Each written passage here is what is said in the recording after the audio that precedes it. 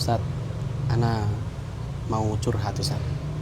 Kenapa ya, Ana akhir-akhir ini tuh kayak punya masalah yang bertubi-tubi Ustadz. Masalah kerjaan, masalah di luar kerjaan. Padahal kayaknya Ana sholat sudah Ustadz. Nah, Apa yang kira-kira kurang ya Ustadz ya? yang kurang kadangkala sholatnya kita kurang juga.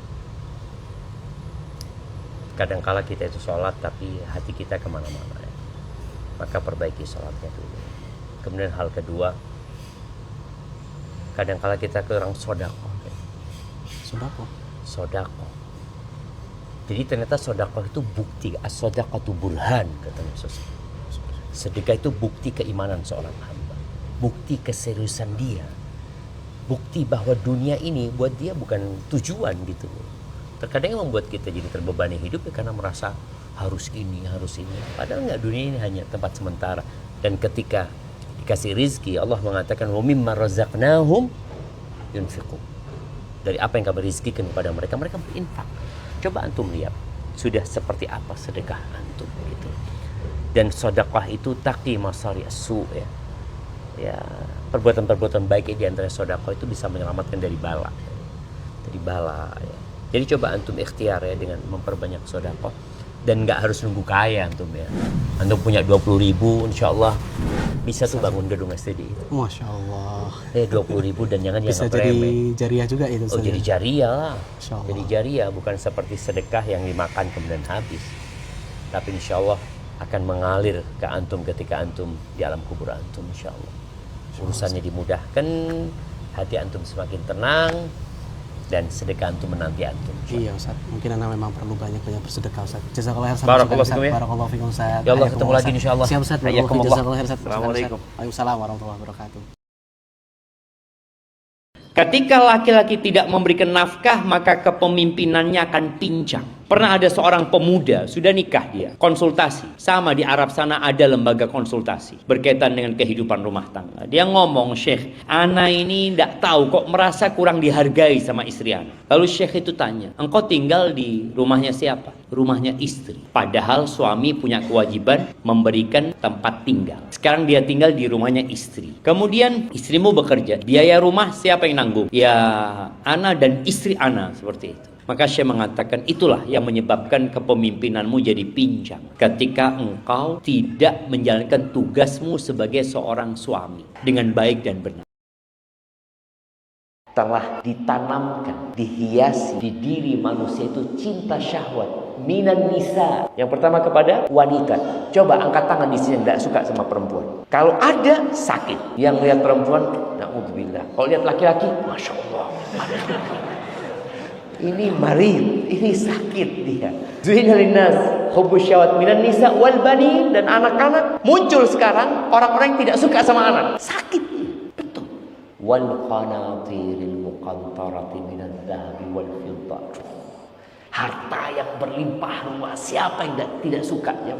Suka. Tapi inilah ujian hamba. Bagaimana dia dikasih harta lalu diperintahkan untuk berbagi. Dikasih harta, dibuat cinta, dibuat suka, lalu dikatakan kasihkan pula.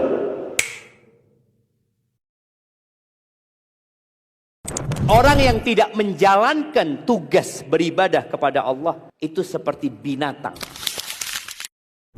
Ternyata memang Allah menyebutkan di surat Al-Furqan ayat 44. Allah mengatakan am tahsabu anna aktsarahum yasma'un aw yaqilun.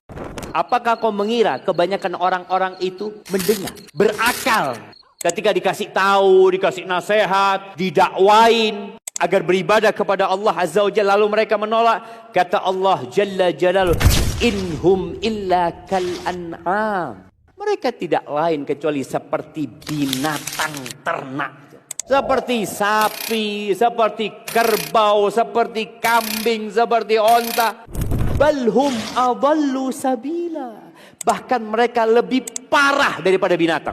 Kenapa kok dikatakan lebih parah? Binatang memang diciptakan untuk dimakan. Tapi kita diciptakan untuk mengabdi kepada Allah Azza wa Jalla. Maka ahibati fillah, orang-orang yang tidak mendengarkan nasihat, kelak pada hari kiamat mereka akan menyesal. Perempuan itu tidak akan merasakan nikmatnya beribadah, manisnya ketaatan dia. Dia mungkin suka datang kajian, dia menghatamkan Al-Quran, dia berbakti sama orang tuanya. Tapi kalau dia tidak memberikan hak suaminya, maka dia tidak akan merasakan lezatnya ibadah itu. Menderita hidupnya. Maka tolong istri ketika suami datang seperti Khadijah. Ketika Nabi datang yang sudah meninggalkan rumah berhari-hari tidak pulang ke rumah Nabi SAW. Datang tahu-tahu minta diselimuti dengan penuh ketakutan. Apakah Khadijah bertanya, dari mana engkau? Ngapain aja? Kata dia. Ada apa? Coba cerita sama aku. Gak ada. Khadijah diam dan memenuhi permintaan suami. Insya Allah apabila istri kalau suaminya datang yang ditanya itu mau apa? Mau yang panas atau yang dingin ya. Kemudian dia tidak bertanya sama sekali engkau dari mana. Suami selalu ingin pulang ke rumah. Sebagian kita itu selalu memperbesar masalah kecil. Dan itu yang banyak terjadi. Kenapa luka itu semakin melebar dan sebagian luka sudah sembuh tapi jadi bolok di dalam? Gara-gara kita suka menjadikan masalah remeh jadi besar. Banyak perempuan mengatakan, Ustaz, suami ana marah itu gara-gara masalah remeh, Ustaz. Antum harus belajar jadi singa di luar rumah dan menjadi macan di dalam rumah.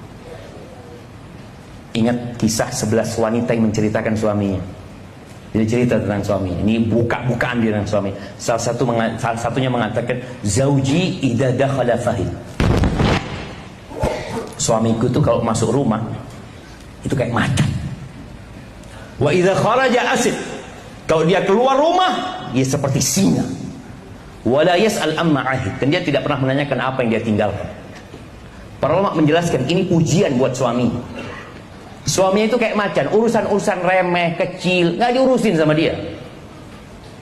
Dia tidak akan pasang badan kecuali untuk urusan yang besar, itu macan. Kalau keluar rumah, oh dia jadi singa. Dan kalau di rumah dia tidak menanyakan hal-hal yang remeh. Sebagian kita itu tadi masalah-masalah remeh, fulus sekian nggak ada, umpamanya mungkin dia punya uang 50.000 ditaruh di bawahnya baju kok nggak ada. Mana ya? Hei istriku, sini. Sidang. Sidang apa? Itu yang terjadi. Setan itu menyihir kita, coba. Jadi setan melakukan sihir. Ketika seorang tidur, setan itu akan membuat 3 buhul di tengkuk kita ketika kita mau tidur. Dia tidak ingin kita bangun malam. Maka dia membuat 3 buhul. Yadribu makana kulli uqdatin. Di setiap dia ikat tali buhul itu dia tiupkan sambil mengatakan alaika lailun tawilun farqud. Ini mantra yang dibaca setan. Alaika lailun tawilun farqud. Ada bocoran dari Nabi SAW. Jadi apa mantranya? Alaika lailun tawil. Atasmu malam yang panjang, tidurlah.